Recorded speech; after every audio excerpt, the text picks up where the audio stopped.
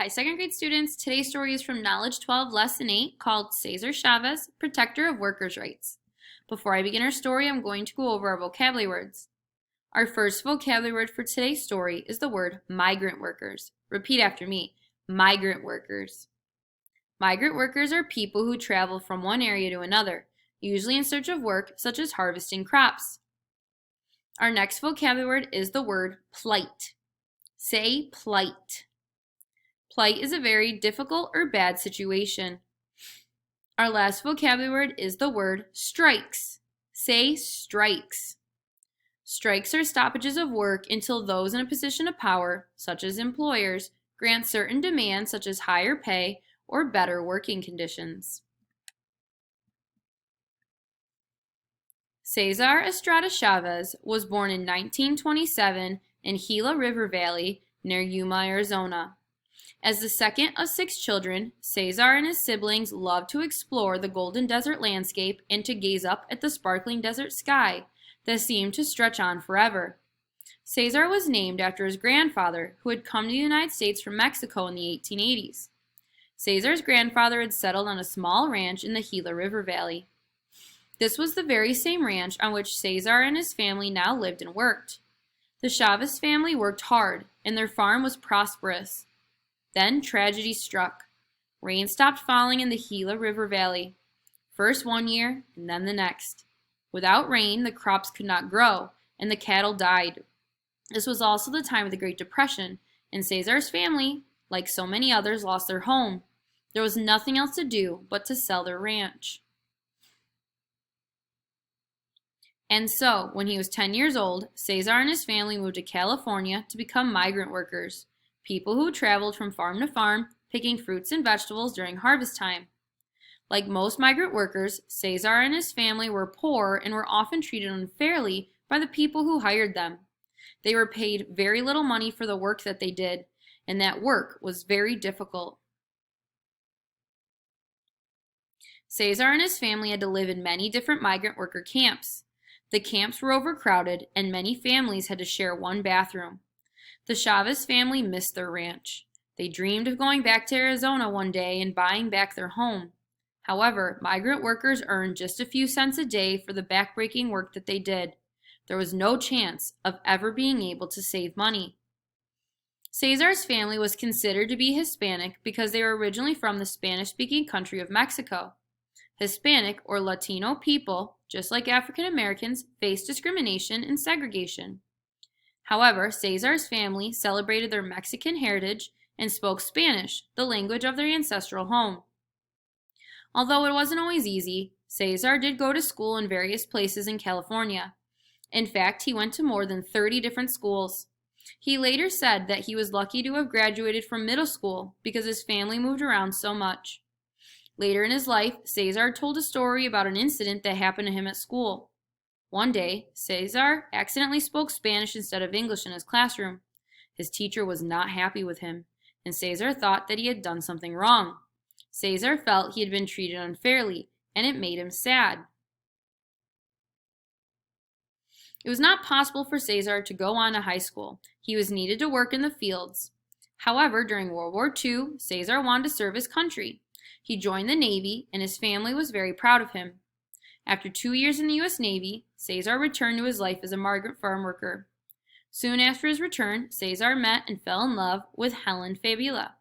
The couple married and moved to San Jose, California. Cesar was one of the many Latino people who worked as migrant workers, moving from farm to farm, harvesting fruits and vegetables. The work was so hard and the hours were so long that many workers found that their health suffered. They worked 7 days a week, often 14 hours a day, for very little pay. If they were injured or become sick, they found it difficult to pay medical bills. These migrant workers were only employed during harvest time. And of course, migrant workers did not earn money when bad weather prevented them from working, while waiting for crops to ripen, or when they traveled from job to job. Cesar believed that something had to change. He believed that these migrant workers deserved to be treated more fairly. He set out to change the treatment of farm workers, and especially migrant workers in California. One day, Cesar met an organizer for a social service group known as the Community Service Organization, also known as CSO. This organization also wanted to improve the lives of Latino people. Cesar volunteered to be a CSO community organizer. He went from farm to farm, helping some farm workers with their day-to-day problems and instructing others on how to become U.S. citizens. He encouraged all farm workers to register to vote, and he helped to register thousands of new voters. Immediately, some of the farm owners thought that Cesar was a troublemaker. Cesar was shy. He did not like speaking in front of large groups of people, but he knew that his work was important. He became the leader of a new CSO group in California. In addition to speaking Spanish, Cesar spoke very good English. As a result, he was able to communicate with both the farm owners, most of whom spoke English, and the farm workers, most of who spoke Spanish. Slowly, many farm workers became brave enough to attend meetings and rallies organized by Cesar. Without intending to, Cesar had become a labor leader and civil rights activist. Cesar believed that all farm workers needed a union to represent their best interests. A union is a large, organized group of workers who join together and elect leaders to speak for them. The union leaders try to make sure the members' needs are being met. Cesar knew that a union would have the power to increase wages or pay and provide health care for farm workers. And so he and his friend, Dolores Huerta, decided to set up a union called the National Farm Workers Association. Cesar said, "You are never strong enough that you don't need help." And the union was intended to provide that help. Within 2 years, they had 1,000 members.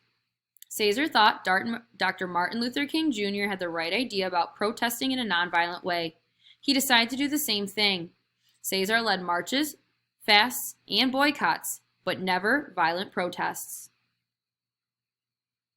One of the most important farm worker strikes Cesar led was against grape growers in California.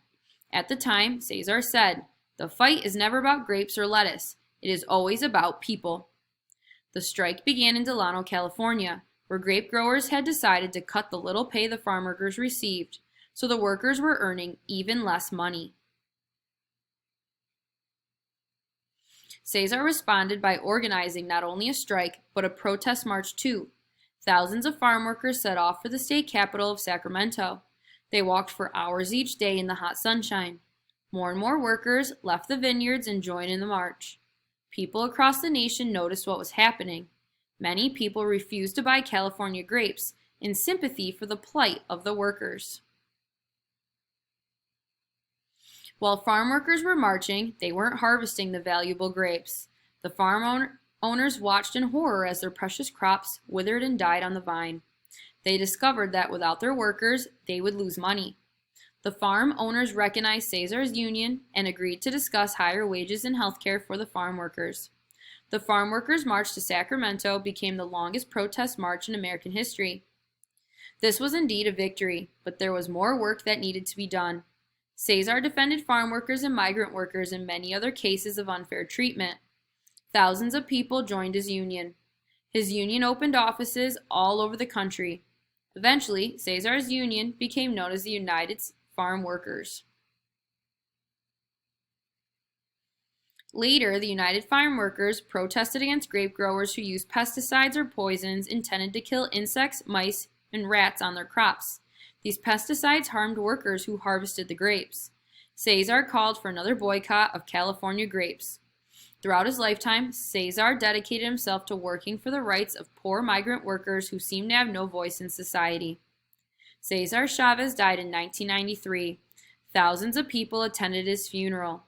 1 year after his death, Cesar was awarded the Presidential Medal of Freedom, the highest civilian honor in the United States. His wife, Helen, accepted the award.